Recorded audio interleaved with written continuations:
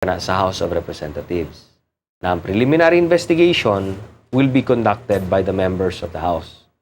So, sufficiency in form, pagbotohan ka na. Sufficiency in substance, pagbotohan ka na. And then sa determination sa sufficiency in grounds, dito na ipa-explain ang respondent, no? Mao ni ang reklamo against sa imo. Replyan daw, i-answer daw nimo ni. Yeah, answer. Man sa answer, mag-reply ang complainant and then magkaroon og hearing sa House of Representatives. Kung mao na siya ang nahitabo, dapat dito pa lang daan sa House of Representatives nakagawas na or napagawas na nila dito sa kanang sort of preliminary investigation ang SALN, di ba? Ang mga titles, certificate of titles, ang ubang mga testimonya gikan sa ubang mga witnesses or ubang mga testigos. So kining tanan dapat na trash out na to dito sa House of Representatives panandaan. Pero ang naitabo gidiretso man dito sa Senado. So that's why murag ang tanaw sa publiko nagakapakapa pa ang prosecutors. Why? Because unlike a regular filing, wala patingali sa ilahang kamot ang tanang ebidensya. They may have some of the evidence, but not all of the evidence. So that is why parang they go through this routine on a daily basis. No? Meaning to say, they go to this routine on a day-to-day basis. Depende sa adlaw, basin dito pa ma-elicit nila ang mga dugang pang mga ebidensya. That's why, when the defense asked for a pre-trial, no? Wala yun isugot ang prosecution. Kaya kung sa pre-trial pa na, ug nagkaroon ng pre-trial, kinihanlan na anay marking sa evidence. Ang suspicion nako, dili gusto sa prosecutors na magkaroon ng pre-trial because wala pa man ang tanang ebidensya. They're still in the process of gathering the evidence. Kay lagi, wala man niagi sa preliminary investigation. So, yun lang ang medyo disadvantage kung imo isaka o diretsyo sa Senado. Pero, kinihan na mahinumduman po na to, na kung wala to nila gisaka dayon sa Senado, basin ang nahitabo, dito pa lang sa House of Representatives, nakapati-RO na sila. Moto ang gilikayan. Kaya kung niagi to siya sa proseso sa House of Representatives, syempre, ma-expect yun na to ng respondent will file a TRO. Gani karon na naman gani mga i-file dito sa Supreme Court asking the Supreme Court to stop the Senate impeachment trial. Di ba? So what more kung giagi to dito sa House of Representatives? Obviously, na mo file og TRO sa Supreme Court. Congressman Carlo, sa inyo kasulti sa gingong pabor nga panlantaw sa pipila ka mga senator judges, pwede ba ni sila nga hangyoon nga mag-inhibit sa kaugalingon aron nga di na sila magkatambong sa umaabot pang impeachment trial? Well, kining impeachment trial man good is not like an ordinary trial sa korte, no? Kay kung sa korte pa na, kung medyo ikaw ang respondent sa korte or ikaw ang accused, no? Accused. Kung sa tanaw nimo or sa tanaw sa imong abogado na medyo nagapabor-pabor ning huwes, medyo ang judge medyo pre-judge na ko, murag naa na siya desisyon.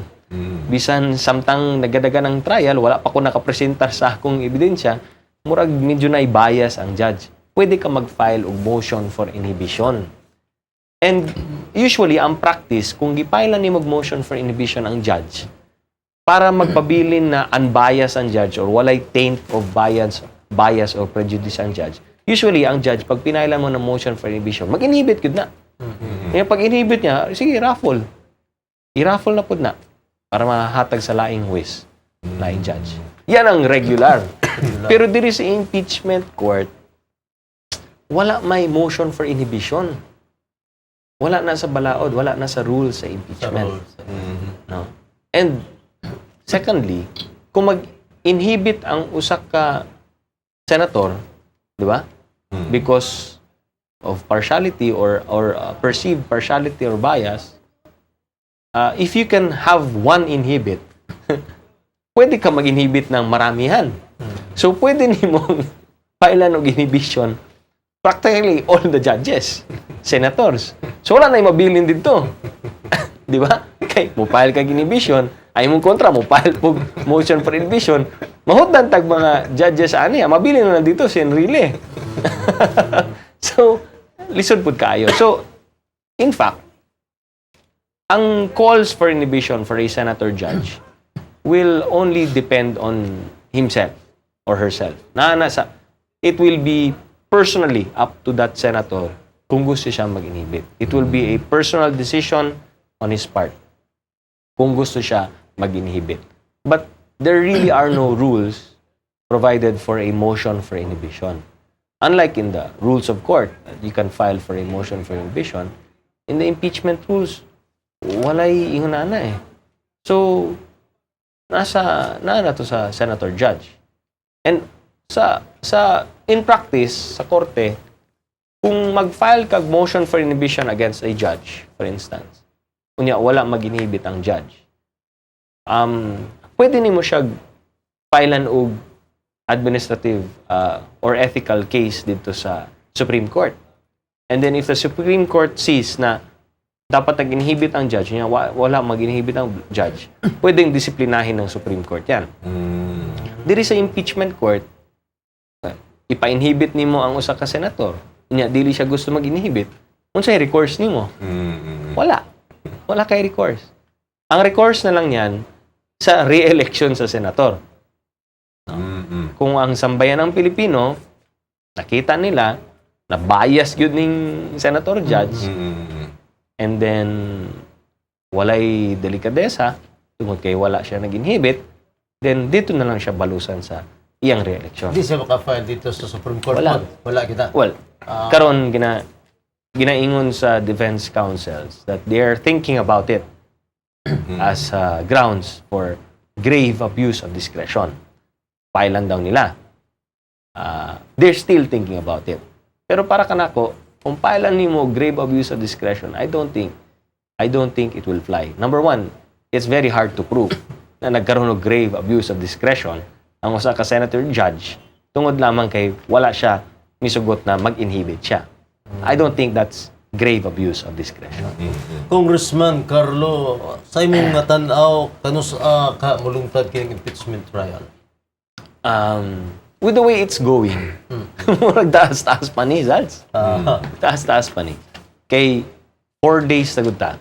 And then, ang na-present pa lang is how many witnesses sa side ng prosecution. Then, meron pang witnesses sa additional witnesses. Tapos, ang depensa, wala pa present sa ilang defense. Now, ang pangutana, naipangutana naman gud, is kung pwede ba na human sa Article 2, pananglitan. Article 2 pa man ta. No. From Article 2, nag-present na o witnesses ang prosecution. Human sa ilang presentation, syempre ang defense na mag-present. After mag-present ang defense, rest na ang case. Tapos na tayo sa presentation sa Article 2. Ang pangutana, human sa pag-present sa defense, pwede na ba pagbotohan ang Article 2? Kaya para, pagbotohan na to ba? Kaya para kung guilty, tapos na, impeach na. We don't even have to talk about the different other articles. Other articles. Kunya, kung not guilty, okay, padayon ta sa next article, which is sa schedule sa prosecution, Article 1 daw. Kaya ang gusto nila, Article 2 usa, then Article 1, then Article 7. And then so on and so forth. Mauna ang sequence. So, ang pangutana, human ba sa presentation sa defense Article 2? Pwede na ba? Oh, botohan na to. Tubag, dili. Kay matod pa sa balaod or sa rule sa impeachment, kinihan ng tapuso ng all articles of impeachment before magbotohan. So, layo-layo pa yun din. So, layo-layo pa na. So, Article 2, may Article 1, may Article 7, may Article 3, Article 4, hantod Article 8. O ginanilis ko tato kuban kato lang Article 2 na lang. Dili pwede. Kay mao man ang nakabutang sa complaint. Kung hutdon kita inatanan. So, kinang hutdon ginatanan.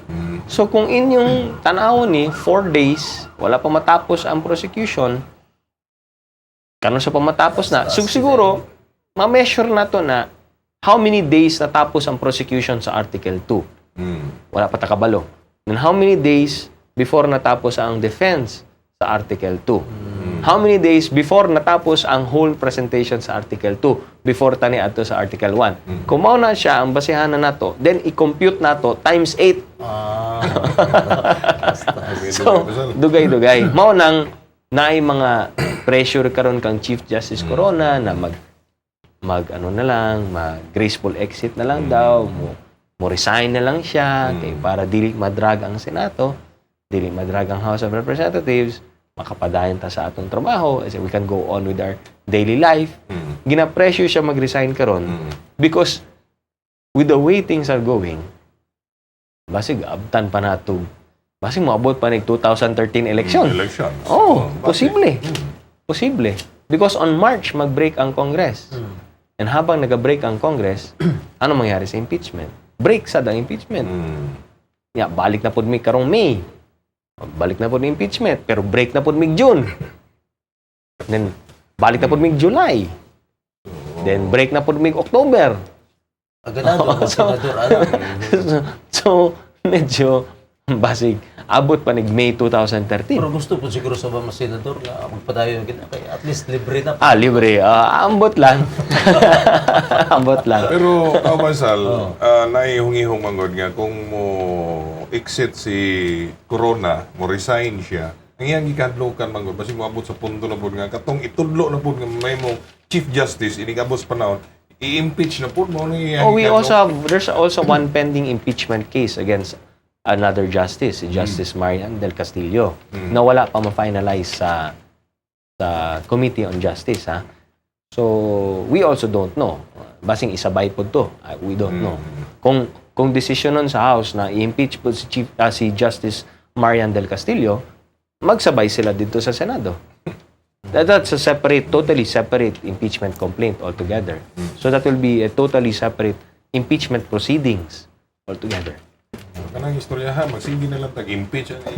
Pero, lakbitan sa nato ning mga pangutana sa tuang barangay diri sa Dakbayan sa Davao, Congressman Carlo, no? Kining labi na diri sa tuang unang distrito, sa imuhang distrito nga giserbisyuhan. Matod sa atong mga kabarangay, dito ka daw sa Barangay Talumo aron mag-inaugurar sa usa ka road project nga imuhang siminto, no? Dito ni palang dugay og sayod kami nga dili lang kini mao ang imuhang proyekto nga naglambigit og multipurpose pavement dinhi sa unang distrito alang sa umaabot. Mahisgot ba nimo sa amoa kung unsa pa ang mga nakaang-ang nga road project, Congressman Carlo? For this first quarter sa 2012, actually na-identify or nigawas ni sa second tranche sa 2011, pero karon i-implement sa 2012. So, ang nakalinya na road concreting is diri sa Bukana, sa Talomo, sa Barangay Talomo, sa Barangay Catalunan Grande, sa Langob, sa 19-B ug sa 33-D. So, mao ni ang mga road concreting projects nato. Wa mapili mo ang barangay kauban sa Second district man ni si Judge. Ito yun, ako congressman. Sorry ka na lang. Okay, lain pa sa mga umaabot nga multipurpose pavement alang sa unom ka mga barangay, Congressman. Nasultian pud mi na nga duna po daw ka karoy nga tukuron nga bag-ong multipurpose building sa lain pang 8 ka barangay niining unang distrito sa atoang Dakbayan. Yes, ang isa na diha ang sa covered court sa Maa City Jail. And then doon na po tayo umabot na daycare center sa Barangay Balyok. Then covered court po din sa Barangay 19. And then ang covered court sa Catalunan Pequeño Elementary School. Then doon na po tayo completion sa Barangay Hall sa Bago Aplaya. Ang completion sa covered court sa Bago Galera High School. Ang sa completion po sa Matina Crossing Barangay Hall. And ang completion sa Barangay 6-A Barangay Hall. Kung makainunom mo, ang Barangay 6-A, mao ni ang gikan sa Department of Agriculture na na-turnover na ang luna sa ang lote sa Barangay 6-A. So karon nato nang ginakompleto ilang barangay hall. Mao dahil malipayon kay si Kapitan Romel. no? Yes. Og napila mo ang barangay sali mo gyapon. Naseran sab namo di pa magidugay Congressman Carlo Nograles nga dunay gingon nga bag-ong pondo nga imong gigahin alang sa Barangay 31 Dasdi poblasyon og dito sa Yusip aron ilang magamit sa pag-repair, improve o pag-rehabilitate sa ilahang existing multipurpose building. So gili daw mi palihog Congressman Carlo Nograles. Yung 31-D, mao ni ang daan na karaan natong covered court. Na hapit na nasunugan gani kining pag-abot sa sunog dito sa 31. Pero dugay na nato wala ma-repair so atong i-repair kana. Ang sa USEP para kato siya sa electronic scoreboard na atong ibutang dito sa pagkumpleto sa USEP sports dome nato.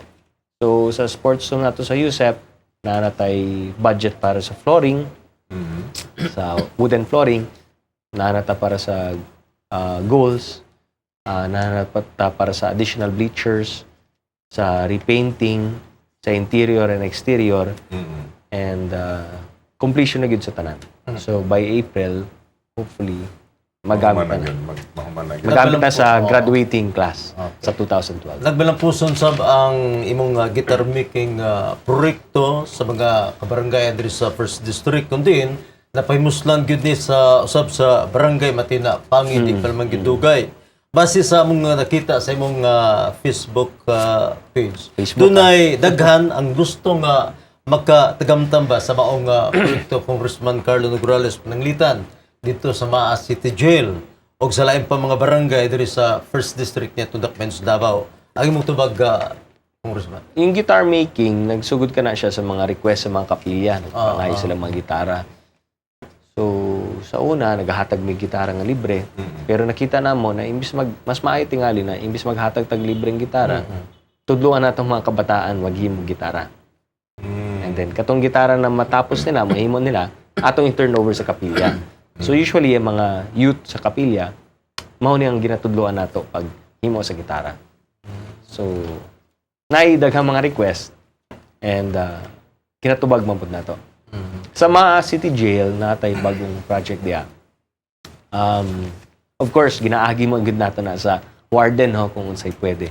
So, ang nahatag nato na technical skills sa Maas City Jail kining plumbing. Plumbing. So, first time na nagkaroon tag plumbing. So, diyan nato ang primerong plumbing na training nato, diyan nato gibutang sa Maas City Jail. Para sa katong mga mugawasay na. May mga detainees diyan na murag tapos na ang sentensya, mugawasay na sila. So, nagkaroon og inisyatibo na maghatag tag training. Kunya ang nakita na training na pwedeng ihatag sa TESDA is kining plumbing. Okay, para human sa ilang training, matapos man pud ang ilang sentensya, inigawas nila na sila sertipiko nga bitbit.